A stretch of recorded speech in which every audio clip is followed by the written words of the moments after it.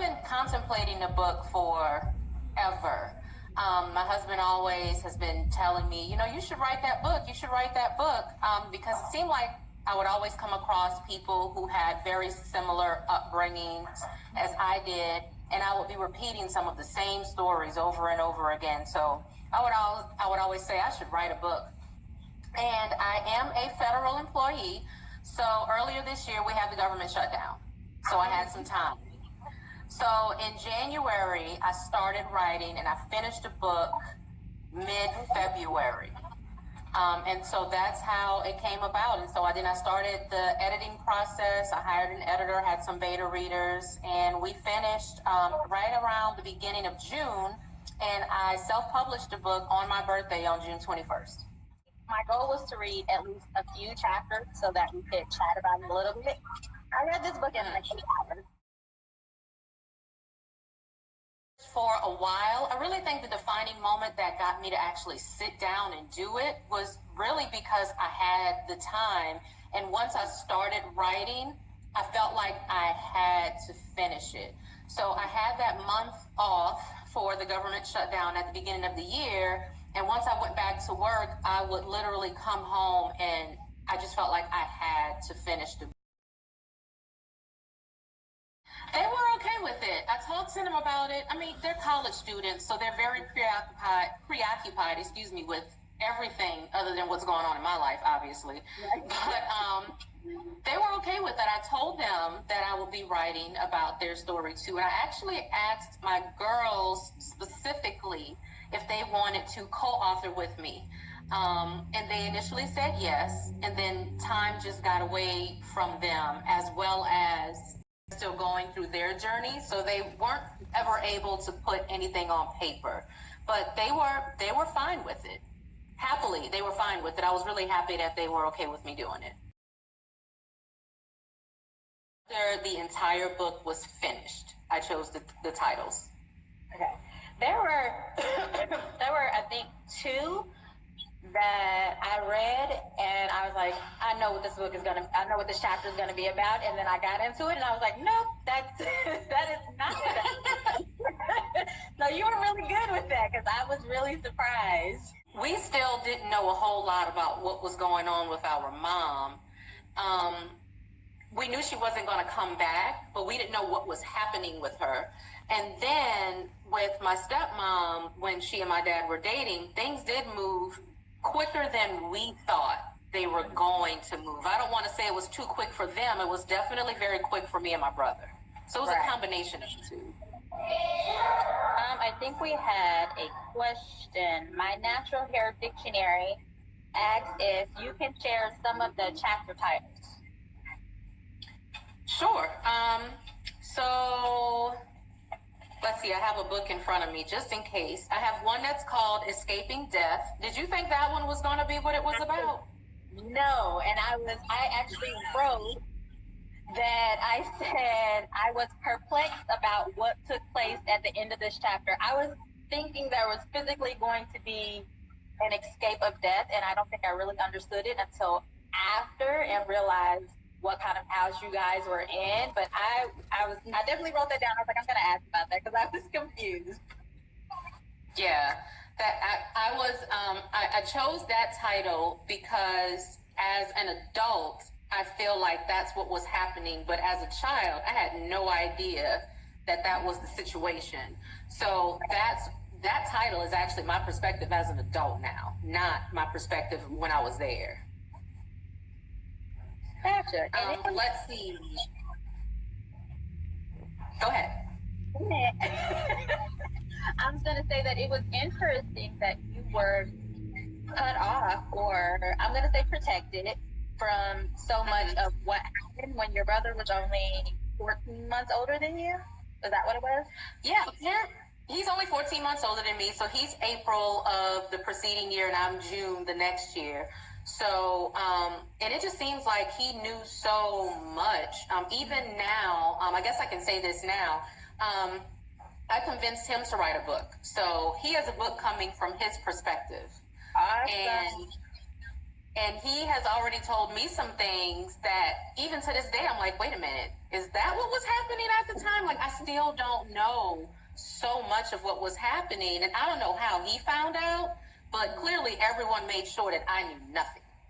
So yeah, I was protected. I guess that's the word, a lot. Right. I kind of appreciate that, because you want to be included. You don't want to be on the outside. But then again, when you finally realize what's happening, you're like, okay, maybe I didn't want to know that. Right. Like, I don't know if at the time I would have been prepared to really understand. Let's see. I guess another one is Team Maldonado. I think that's one of my favorite chapters because it's one of the happier chapters in the book. That was one of my questions too. Which one is your favorite? And that is definitely one of my favorite chapters as well.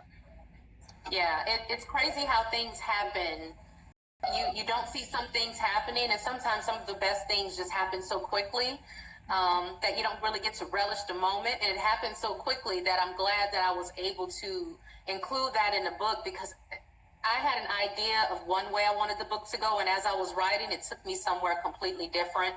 But I'm glad that I was able to add that in the book as a relevant chapter, because it is one of the happiest moments in my life. So I'm glad that it's in there. I knew when I was reading the part where you had found out about the engagement ring to the ex-girlfriend. I was like, something's gonna happen with this. He's gonna come back. They're gonna reconnect. I was so excited when that happened. Yeah, when I tell people that I met my husband when he was buying an engagement ring for somebody else, they think I'm a homewrecker, and I'm like, no. There's a whole story behind it.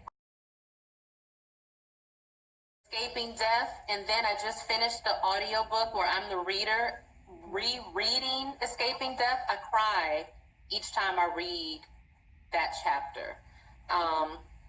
Actually, it's Oldest Memory and Escaping Death. Both of those always get me really emotional.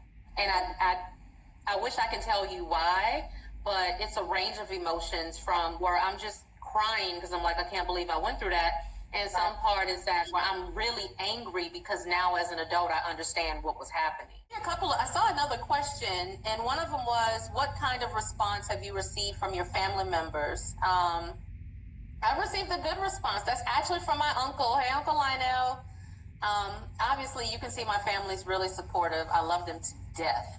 I've gotten really good responses. I actually need to call a cousin of mine back in California. He called me yesterday, but I was taking my son and some of his friends out bowling, so I didn't get a chance to call him back. But my dad told me that he read it and was just really impressed, and that just like you, he picked the book up and couldn't put it down and finished it in a day and a half. And when people first started telling me that they read the book that quickly, I was like, man, I must have written a really short book. But actually the response has been that it's just really interesting and it keeps you captivated. And that's the same thing some of my family members have said. And I think that goes to what they've been telling me the whole time, and is that they didn't know some of these things were happening to me as they were happening. They wish that they would have known so that they could have helped me at the time.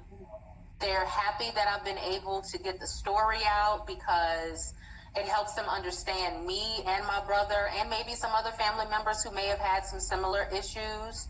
So they've all been very, very supportive.